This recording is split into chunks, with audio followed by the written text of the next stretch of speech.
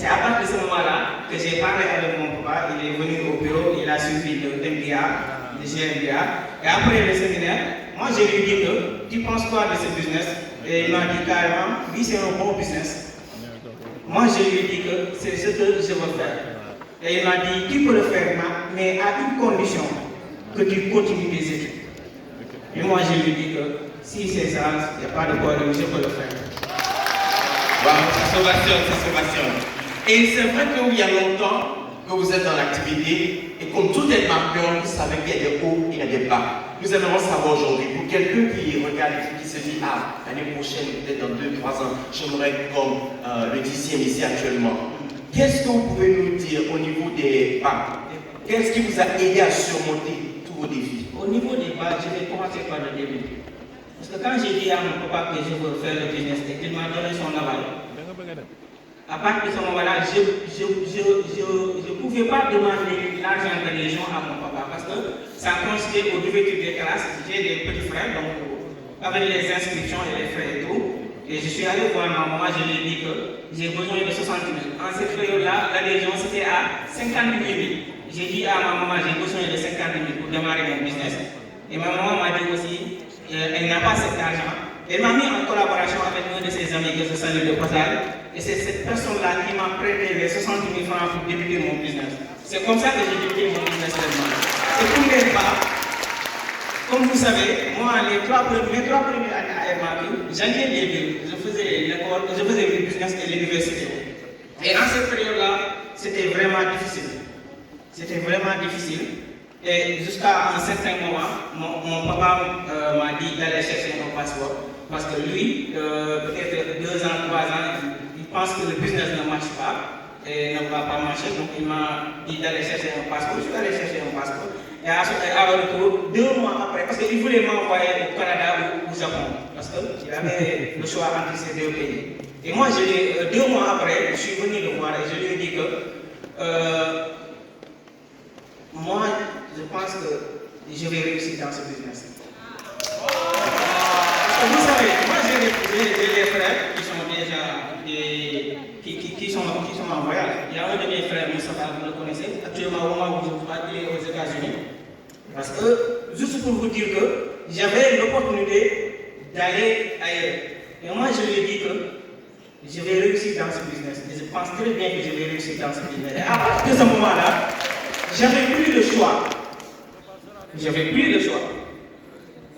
À partir de ce moment-là, c'était très difficile parce que comme vous le savez, quand on démarre le business et que vous n'avez pas de moyens, avec peu de moyens, des fois quand tu vends un produit, tu viens au bureau, tu achètes et tu as livré. Et quand tu n'as pas de moyens pour acheter la boîte de Kingston qui coûte 6 000, à cette période, il coûtait 6 400 pour le distributeur.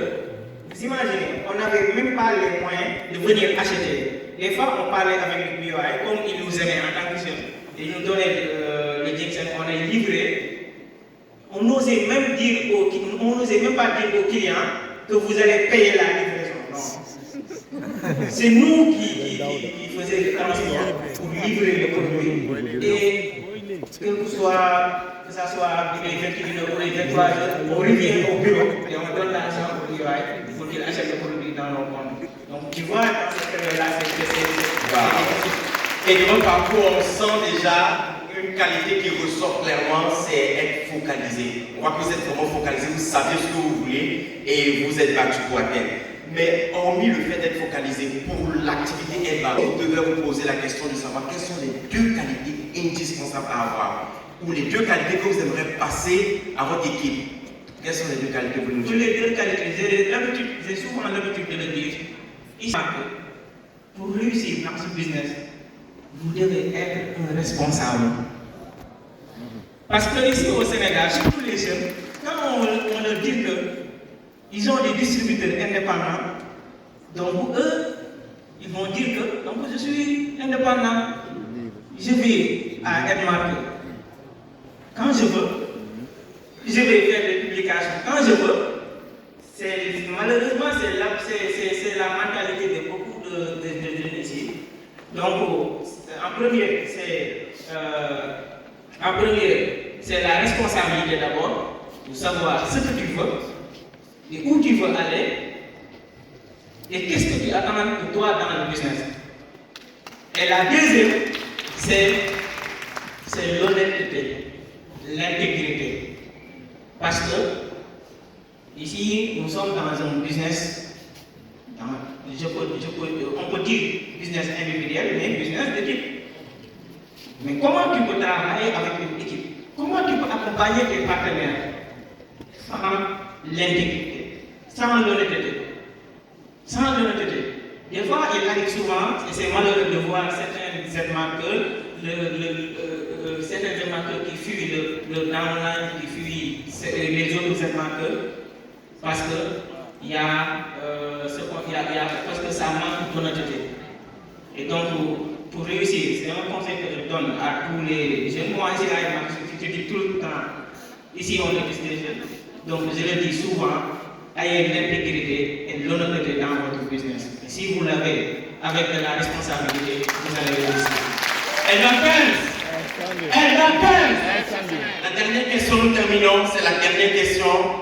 Vous êtes aujourd'hui et vous avez atteint aujourd'hui, je peux dire, le sommet au niveau de Edbank avec ce titre le plus prestigieux que nous avons offert.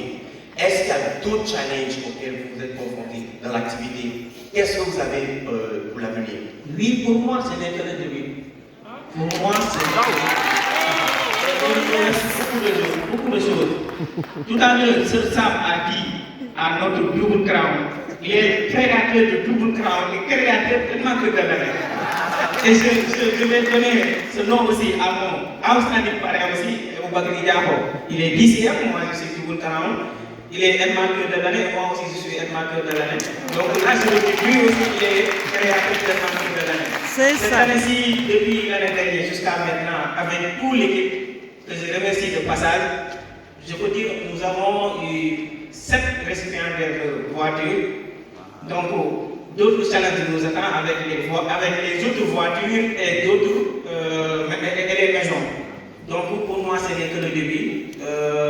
Ce trophée va me booster encore pour aller de l'avant et pour aider surtout le maximum de gens. Et d'accord, je vous présente le plus jeune et de la